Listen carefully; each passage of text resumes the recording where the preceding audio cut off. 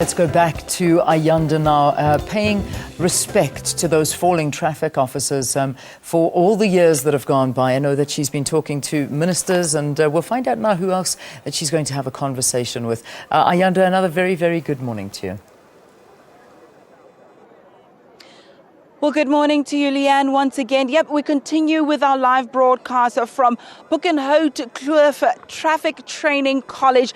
Leanne, let me tell you a statistic that is absolutely going to shock you. 2013-2014 financial year, 27 traffic officials died in the line of duty. In the past financial year, 2014-15, that number dropped to 18. But if you ask me, even one is one too many. So in this particular premises, on these grounds, there's a monument not too far away from here. In fact, it's a stone's throw away right behind me, where they are being remembered, they are being honored, they are being commemorated. I'm joined now by an individual who's quite pinnacle. In fact, he's quite important in this equation, because he has decided with the RTMC, or the Road Traffic Management Corporation, to honor these fallen heroes. It is the CEO of the RTMC, Mr. Makhosini Msibi. A very good morning to you, sir. Thank you so much for joining us. Thank you so much, Ayanda, together with the viewers back home.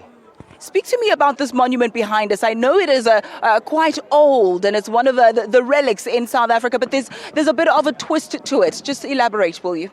Ayanda, this has been an issue that some of the provinces and the municipalities have honored the fallen heroes. Hence, we have this monument. But it therefore evolved with time.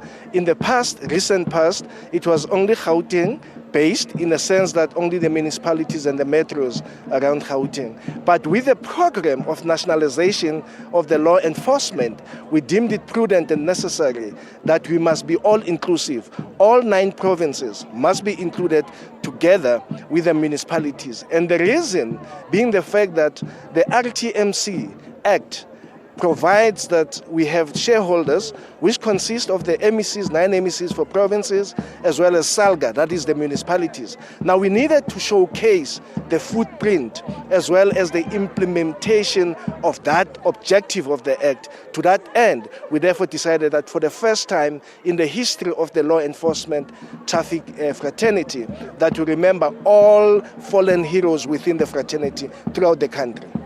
There's a lot of pomp and ceremony this morning as we speak. I'm not sure if the viewers can hear. There's some drum beating, there's going to be drills, there's a parade, there's the choir, etc.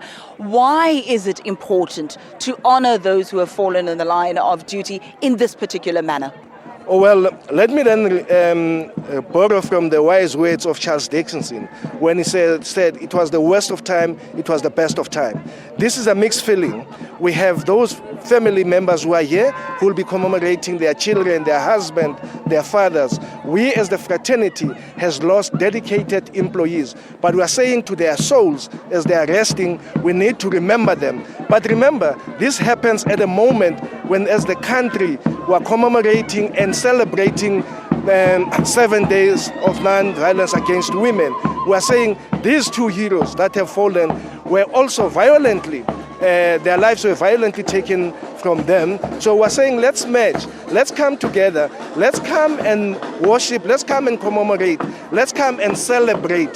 This is why we are all here as the country. But to us, as the law enforcement, we are saying, as we break this bread today, we are therefore unleashing the festive season launch, where we are going to say, in their name, we're going to do all in our power to arrest those that are breaking the law, to ensure that people are safe on our roads, and to ensure that South Africa is safe and there is security and safety for all our inhabitants.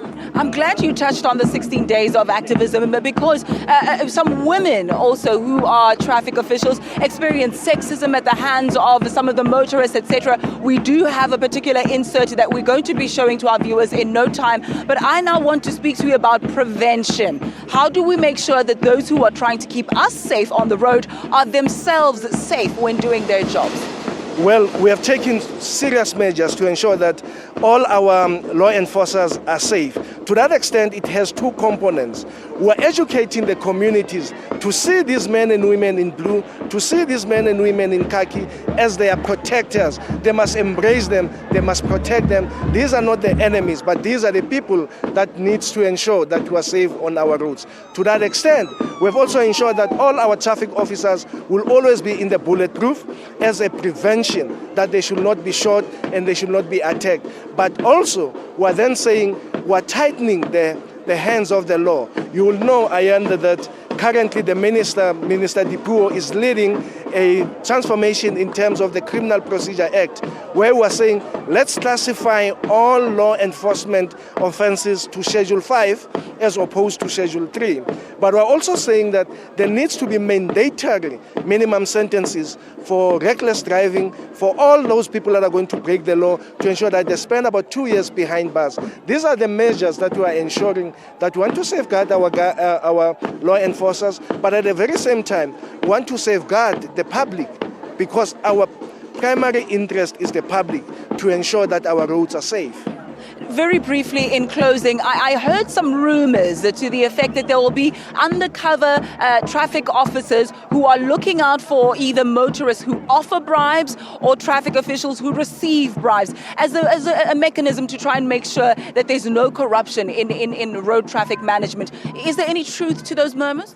Well, that's the truth. We are leaving no stone unturned. We have guys who are undercover, not only to target the public, but also our own, to ensure that we are not corrupt, to ensure that we uproot corruption, but at the very same time to ensure that we uncover those that are breaking the law. You will not know, because most people look for marked cars. We're now moving away from the marked cars. We want to have ghost cars to ensure that everybody behaves on our road and we are safe and we enjoy the festive season. I think that particular point is something that we're going to have to bring you in studio for a little bit later, closer towards the festive season. We will need to unpack that, exactly how will it work, etc., etc. But nowhere is safer. But I think it's very good, because we are, at the end of the day, looking forward to a safe festive season, arriving alive to our destinations and back home again. But Leanne, I know you've got news for us from the sporting front. What do you have for us? It's over to you.